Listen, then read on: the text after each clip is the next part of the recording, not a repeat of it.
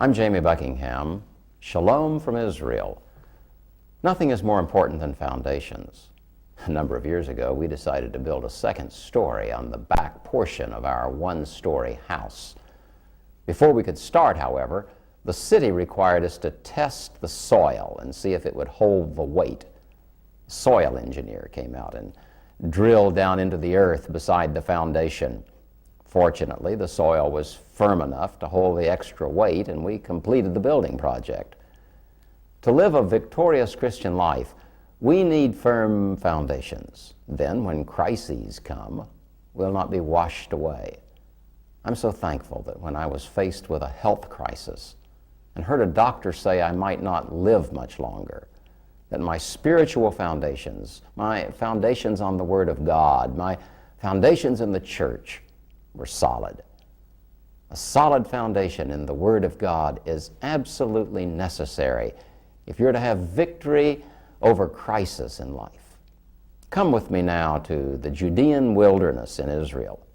Here in a deep canyon called a wadi, I want to talk to you about the difference between building on rock and building on sand. The nation of Israel, as with most Middle East nations, is arid.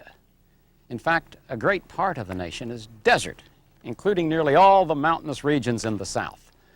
I'm standing in a canyon known as Wadi Kelt in the middle of the Judean wilderness. Nothing grows here except a few desert shrubs. It was to this place Jesus came following his baptism in the Jordan River, where he was tempted by Satan. This area of Israel, where the mountains jut upward from the desert floor, is divided only by these mysterious wadis, or dried riverbeds. Actually, very little rain falls here. When it does, this becomes a wild and terrifying place. May not rain for 3 years in the desert. Then, one night, it might rain 8 or 9 inches. When that happens, a disaster takes place. This and other wadis, such as this one, literally fill up with water, which is run off from the high alkaline floor of the desert, racing wildly downhill. It's dumped into the Dead Sea 1,300 feet below sea level. I was in the Sinai Desert, not too far from here several years ago, when such a rain fell. As it swept through the wadi, it carried everything in its path in front of it. Several Bedouin families had pitched their tents near the mouth of the wadi. The wall of water destroyed their tent, swept them and their entire flock of sheep into the Gulf of Eilat, drowning all. Jesus had this in mind when he closed out the Sermon on the Mount by telling his disciples a parable about 2 builders, one wise, the other foolish.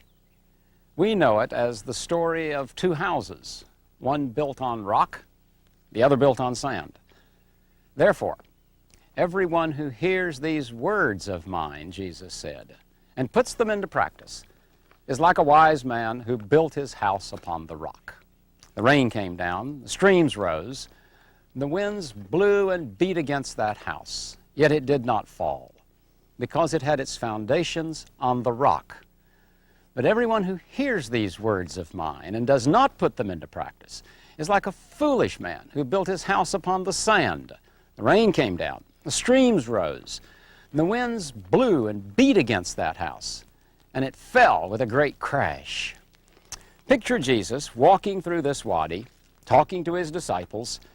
Life is full of crisis, he says. Loved ones die, lost opportunities, lost health, lost jobs.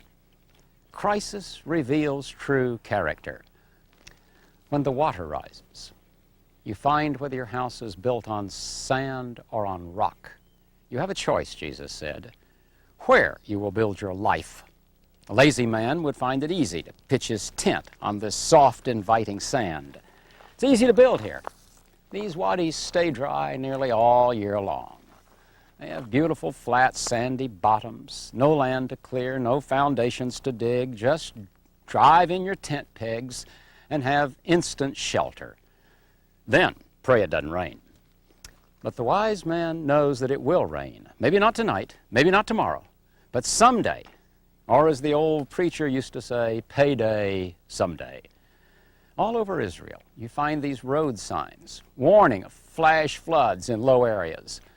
Last year, 3 young people ignored one of these signs in a depression in the road near the Dead Sea. It was only a few inches of water going through the road at the time, but they drove their car into it, and instantly those inches became a wall of water which rushed across the road and washed them into the sea. 3 of them drowned.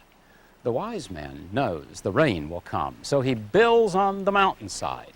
He finds a rocky ledge high above the bottom of the wadi and builds for the future. If you were to follow me up this wadi towards Jericho, you'd come to St. George's Monastery, built by Greek monks hundreds of years ago. It's accessible only from the far side of this beautiful wadi. It took many years to fasten the foundations firmly on solid rock on that steep side of the precipice. The monks knew, though, the value of building on the rock, high above the easy sands of the wadi floor. It's tough to build up there on the rocky ledges. You have to drill into the rock. Find your foundation. One hermit had to carry building materials on his back or let them down over the side of the cliff with rope to build his house. But come November and the rainy season, he was glad that he did it. So many people live just for today. They never pause to think of the result of their actions or what might happen tomorrow. Jesus wants us to build our lives for the long haul, rather than sacrificing ourselves for the pleasures of today. Solid rock living is hearing God, doing what God says to do in His Word. Solid rock living is building for the future with eternity's values in view. Today, run a foundation check. Have you built on rock or sand? Jesus is the rock. If you're not built on Him, do it now, before the rains come.